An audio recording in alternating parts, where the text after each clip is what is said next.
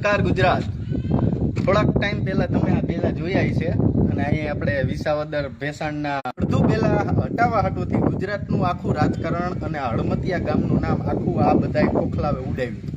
બરાબર, આ બેલાની મેટર એવી હતી કે જેથી આ ઘર બન્યું તેથી આ ઘરના સ્ટ્રક્ચર પ્રમાણે અહીંયા ડેલો મૂકવાનો હતો, એ પ્રમાણની કોઈ પણ ગતિવિધિ પંચાયતમાં આપેલી નહોતી. પ્લસ આ બેલાવાળો કેસ આખો કોર્ટ મેટર હતી. તો કોર્ટના નિયમ મુજબ અહીંથી આ બેલું હટાવવું જોઈએ નહીં, નકર આપણે કોર્ટથી અહીંથી બેલું હટ્યું નથી ને કોઈના બાપથી અહીં બેલું હટવાનું નથી. હું કામે?